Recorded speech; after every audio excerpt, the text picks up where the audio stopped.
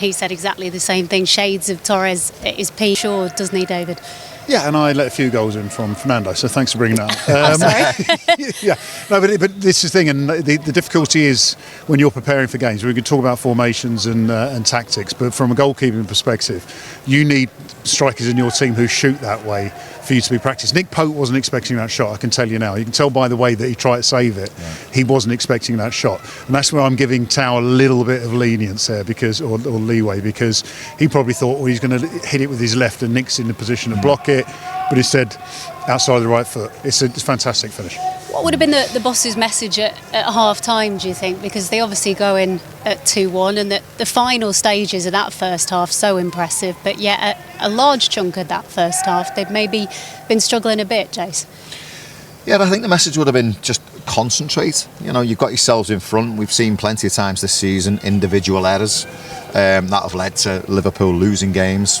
Hence Bournemouth last week. You know, they get themselves back to 2-2, and then another error and individual error. It costs them in the end. And you know, as a manager, you're trying to impose that into your players. Just concentrate on your own jobs, what you've got to do. We know the threat from Anthony Gordon. You know, close the ball down, the source. Don't let it get through to Anthony Gordon. Make sure everyone's in close proximity to your lines. You know, just the basics and the fundamentals. You've got yourself in front. You don't need to go looking for another goal. But when we get the opportunities, be clinical, and basically that's what Liverpool did second half. Yeah, we promised you more chat on Florian Wirtz. Let's have a look at his touch map, actually. I think we can show you that. It shows 53 touches and just the one shot, David, which obviously proved to be quite clinical. But in terms of him, full flow now, 6 goals in his last 10 games. Yeah, I mean, touches are nice, especially if there's loads of them, but they've got to be good. So it's every time. Good. Yeah, but I mean, I have to say, I used to think about Gravenberch last season the same way. He was doing things which I don't see other players do, controlling, getting out of tight situations. Now Florian's doing things I don't see other players do, which is essentially just waltzing through bodies. The lead up for that Ekitike goal was like it. His finish, it was a typical Florian Wirtz finish, wasn't it? He didn't really do much after he scored the goal. It was like, I'll do this at my pace, but it will be the right pace in order to score. The finish was superb. As you say, one shot. That was all that was needed. Work done. Yeah, I'm waiting for the guy to break into a sweat. That's what he looks like. He seems to be one step ahead. I mean, it comes to him, and it's like he knows. As soon as the ball comes to him, well, he knew before the ball comes to him. If it comes to me, this is what I'm going to do. Yeah. But he can execute. He can do it. It's deliberate as well, isn't it? I mean, that's what I like about it. The finish was deliberate. I mean, that might sound obvious from a goal, but some players just swing a foot and it ends up in the bottom corner. This looked like a deliberate, just like the pass to Ekitike. Everything about it was deliberate. And as I say, we're finally starting to see the player that Liverpool bought. Absolutely. And what I like about it is you think, actually, there's probably another gear here somewhere. It feels like that, doesn't it? Go on, you were... Yeah, I mean, you look at that goal and take that as an example of where he's at right now. He's growing in confidence. He's growing in physicality. So he's able to shield the ball a bit better. He's able to hold players off. He's becoming more aware in the Premier League of where he can be, where he can't be, where he's going to get tackled, where he's not. He's one step ahead anyway. Early on in his career at Liverpool, he might have took a touch there on the edge of the box, but the fact he's grown in confidence, he's up to speed with the Premier League. He knows he hasn't got that time for that touch, so he knows he's got to pull the trigger as soon as it comes to him. And like JMO said, that's deliberate.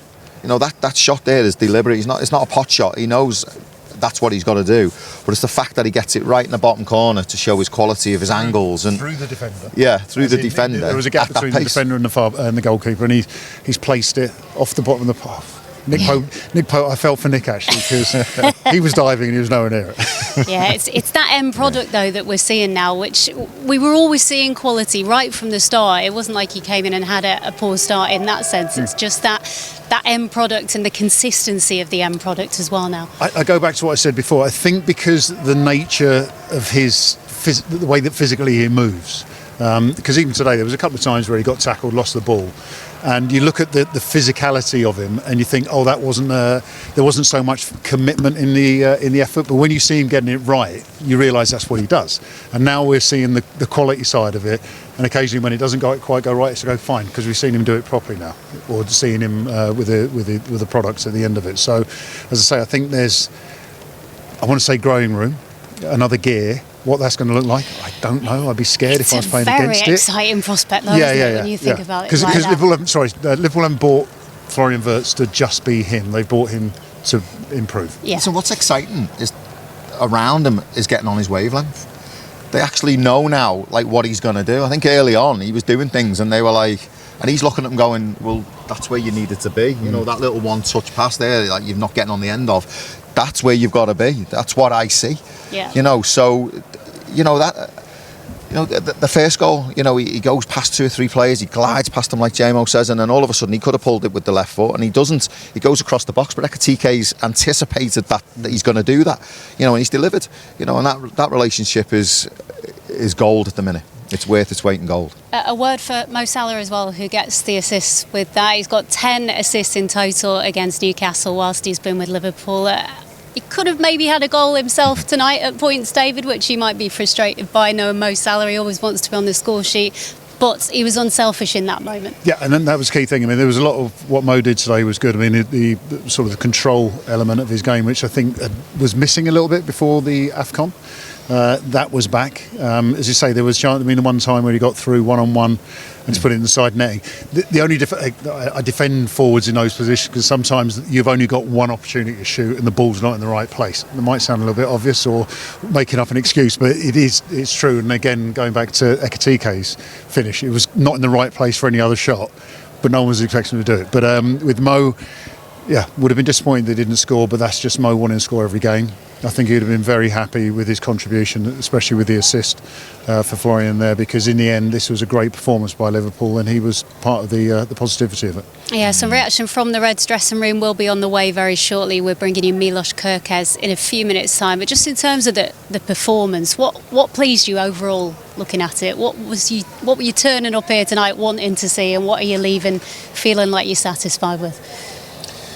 I think, you know, we discuss Arne Slot, don't we? And you know, and he talks at length this season about teams coming with a low block and 5 at the back, and it's been difficult to break down. But when teams don't come and do this, you've then got to go and win because, you know, you're kind of saying, well, we like playing against teams who do this. Oh, okay, but then you've got to deliver. Yeah. And they've gone and done that tonight. But it was an assured performance. It was like, don't get me wrong, you know, there's nothing, you know, 100% positive about a performance. There's always things you can look at and improve. And there were things tonight, you know, Anthony Gordon gets his goal. We were caught short. Kerkez goes to ground. Maybe he could have stood up a little bit. You can nitpick. But in the main, from a positive point of view, I felt they controlled the game, Liverpool. They played at their tempo. They always looked like they had another gear. Relationships are being forged, and they look like that tonight. They've gone and scored 4 off the back of 6 against Karabakh. You know, momentum starting to come. And I mentioned before, you know, you go on a 13-game unbeaten run and everyone goes, but then the critics are out, well, who have you beaten? What have you done? And it was Arsenal, it was the only game. And then all of a sudden you go, bang, tonight. That was a statement performance and a statement victory tonight. And they're the games you've got to feed off. That's the energy you've got to feed off. They're the momentum you create from games like that, performances like that. Yeah, it's the first back-to-back wins since December, David, and momentum is critical because we were in the middle of that run. It was such a long unbeaten run, and yet at the same time, very few times in that run did you feel there was any real momentum there. I'm not a momentum believer. You're not? No. Because if you win 12 games, that means you'll win 13, which means you'll win every game. It doesn't work that way. It's about confidence. And I think what you've just said there might be that there wasn't as much confidence in the performances during that run. My takeaway from this, and I go back to that stat at the beginning, this is the first time in the Premier League that Liverpool have gone behind, and it wasn't a 5-minute... I've got a thing about scoring too early. You could score after 5 minutes, West Ham, Chelsea today, score an early goal, then you've got to try and do something for 85 plus minutes to maintain that lead or that position. Newcastle scored quite late in that first half, comparatively, but Liverpool still came back, led at half-time, go and win the game. That was the most important thing for me, because that change room goes, okay, right, we don't want to concede goals, but if we do, you know, especially the first one, it's not going to be critical for the result. Really important as well to kind of feel like you've translated that form and performance that you see in the Champions League into the Premier League, because we had it last weekend, Marseille, then you go to Bournemouth, you're looking at Bournemouth and thinking this theoretically is a side that maybe quite suits Liverpool, not too intimidating a ground to go to as well, and it doesn't work out the way we'd hoped, whereas today they've backed up what they did in midweek, Jace. Yeah, and you know, we've been waxing lyrical about the performances in the Champions League, Real Madrid, Atletico, and you know, it's it's been a good campaign and some good performances, and that hasn't related into the Premier League, hasn't it? But tonight it felt, funny enough, like a Champions League performance. You know, it was controlled. You know, we've talked about it at length, the performance and that, but it's, you know, they've beaten a good Newcastle team now. I know Newcastle have been great on the road, only 2 wins away from home, but they've got some really good players. And yeah, they were missing Joe Linton, yeah, they were missing Gameras, but the performance midweek, this is why I probably look at Eddie now, and he'll probably go away and think, you know, why did I go 4 at the back? Why didn't I just go the same as Paris? Well, they did play well in the early stages, but for sure. They forgot to hit the post from that free kick. Yeah. I mean, there were from moments. a set piece. There were moments. They had a rally of set pieces. I mean, there were moments in that game where, and again, it's something positive for Liverpool. Liverpool could have gone, oh, hang on a minute, this is too much for us. Then they score, and it's kind of like, well, maybe this is too much for us. But then they come back and obviously win the game. I don't think Eddie set his stall out necessarily wrongly. I just think that Liverpool showed that there is more to them now than there might have been a month or so or 4 months ago. That was a positive on Liverpool's side, I think. Yeah, I think he's played into Liverpool's hands, to be honest. I think he's got it wrong. You think he should have come and parked the bus? Yeah. Right.